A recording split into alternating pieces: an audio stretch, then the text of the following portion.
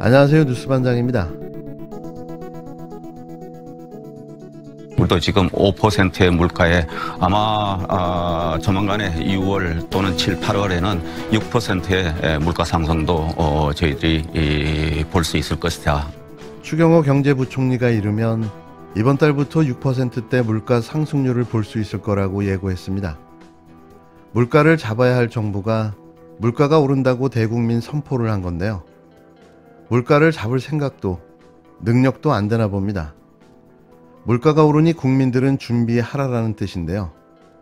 어처구니 없는 윤석열 정부의 대응에 나라가 이렇게 순식간에 망가질 수도 있구나 하는 생각을 해봅니다. 6%대 상승률은 IMF 외환 위기 당시인 1998년 이후 단 한 번도 겪은 적이 없는 수치인데요. 기름값은 7주 연속 올랐고 오늘은 전기요금 인상안도 발표될 예정입니다. 휘발유 값은 리터당 2,195원, 경유는 2,215원인데요. 전국 평균 기름값은 7주 연속 쉼없이 올랐습니다. 국제유가의 고공행진으로 물가 상승세는 쉽사리 꺾이지 않을 전망인데요. 정부는 아무런 대책이 없습니다. 지난달 소비자 물가 상승률이 5%를 찍은 데 이어 한 달 만에 6%대 상승률이 예고됐는데요. 추경호 경제부총리는 26일 6월 또는 7, 8월에는 6%대의 물가 상승률을 볼 수 있을 것이라고 밝혔습니다. 무슨 영화 예고편도 아니고 알아서 조심하라는 사인을 전 국민에게 보낸 건데요. 정부는 어떻게 대응하겠다는 언급은 일체 없었습니다. 알아서 살아남으라는 이야기인가요?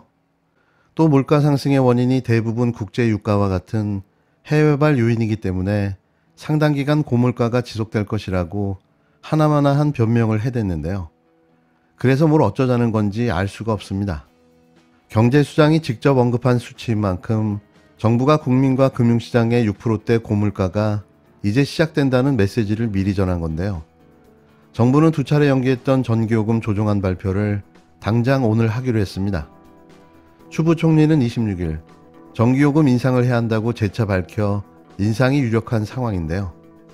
이토록 무능력하고 무기력하며 무책임한 정부를 익히 본 적이 없습니다.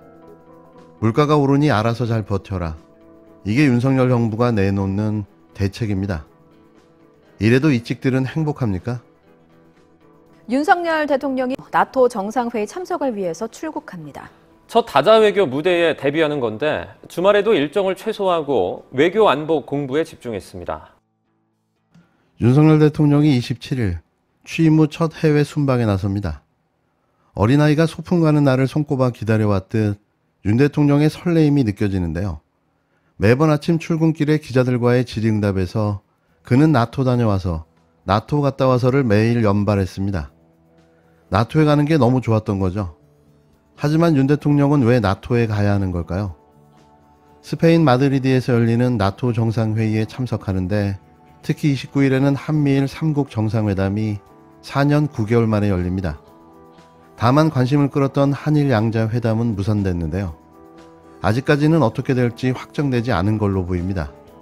윤 대통령이 오늘 3박 5일간의 일정으로 첫 해외 순방지인 스페인 마드리드로 향합니다. 오는 29일과 30일 이틀간 열리는 나토 정상회의에 파트너국 정상 자격으로 참석하기 위해서인데요. 윤 대통령은 영국과 네덜란드와의 양자 정상회담을 포함해 총 14번의 외교 행사에 참석할 예정입니다.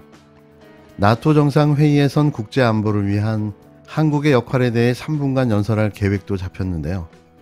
특히 29일엔 한미일 세 나라 정상이 2017년 9월 이후 4년 9개월 만에 정상회담을 갖습니다. 윤 대통령이 기시다 일본 총리를 직접 만나는 건 나토 회의가 처음인데요. 윤 대통령은 한반도 평화와 경제 성장을 위한 세 나라의 긴밀한 협조를 촉구할 것으로 보입니다. 다만 회담 시간이 약 30분밖에 되지 않아 구체적인 회담 성과가 나오긴 어려울 전망인데요. 따지고 보면 보여주기 요식 행위에 불과한 만남입니다. 관심을 모았던 윤 대통령과 기시다 총리의 한일 양자 정상회담은 이번엔 무산됐는데요. 하지만 아직 변수는 남아 있습니다. 대통령실 관계자는 한일 간 무슨 얘기를 할 때 언론에 대답할 게 없으면 안 하는 게 좋다면서 강제징용을 포함한 과거사 문제 등 의제가 사전에 제대로 조율되지 않았음을 시사했는데요. 윤 대통령과 바이든 미국 대통령의 한미 간 양자 정상회담을 비롯해 한국과 일본, 호주, 뉴질랜드 등 나토 파트너 4개국 정상회담도 이번 회의에선 별도로 열리지 않을 전망입니다. 대체 왜 가는 걸까요? 참석한 목적이 뭐며 무슨 성과를 위해 참석한 걸까요? 이번 순방엔 김건희 씨가 동행해 나토 정상회의 배우자 세션과 부부 동반 만찬에 참석하며 외교 무대에 처음 등장하는데요. 이게 김건희 씨가 이야기하는 조용한 내조인 거죠. 참 조용합니다. 김 씨는 스페인 왕궁 투어와 국립미술관 방문, 왕립 오페라 극장과 왕립 유리공장 방문 일정 등이 있다고 대통령실은 밝혔는데요. 이 어려운 시국에 국민 혈세로 스페인 관광을 다니겠다는 건가요? 이게 무슨 공식 일정입니까? 작년에는 저희가 초청을 받았었는데, 네, 갔었죠. 작년에 같이 초대받았던 것이 남아공하고 인도였을 거예요. 근데 이번에 남아공하고 인도는 초청을 받았는데 우리는 못 받았어요. 이유는 모르겠습니다. 우리 정부에서 여기 G7 참여하고자 백방으로 노력한 것 같은데 왜 안 되는지 모르겠습니다. 네. 독일에서 주최한 G7이 끝나자마자 장소를 옮겨 나토 회의를 하는데 G7에 초청을 못 받았으면 나토 회의에도 참석을 하지 말아야지 그걸 좋다고 부부 동반으로 쫓아가는 이유가 뭘까요? 지금 나라 경제가 최악의 상황으로 가고 있는데 이 시점에 북대서양 조약기구 나토 회의에 왜 참석하는지 이해가 안 갑니다. 미국이 대러시아 군사 압박으로 줄 세우기 위해 오라고 하니 좋다고 달려가는 대한민국 외교가 한심하기 짝이 없는데요. G7에 초청하면 나토 회의에 참석하겠다는 그런 딜도 못했나 봅니다. 이번 G7 초청국에는 인도, 인도네시아, 남아공, 세네갈이 포함됐는데요. 답답합니다. 문재인 정부 시절에 상상도 할 수 없는 일인데요. 나토는 지역군사 동맹회의지 국제적 외교 무대가 아닙니다. 또 일본 기시다가 한일 회담을 안 하겠다고 했는데요. 그런데 분명히 나토 회담 중 한일 정상회담이 있을 것으로 예상됩니다. 나름 깜짝 쇼를 보여주겠다는 거죠. 일본은 손해볼 일이 없기 때문입니다. 일본은 G7 회의에 참석하고 나토 회의도 참석하니 나토 회의만 참석하러 온 한국과 레벨이 다르다는 걸 확실히 보여주고 싶을 텐데요. 한국이 정상회담을 요청하니 응해줬다라고 일본 내외용으로 충분히 이용하겠다는 의도입니다.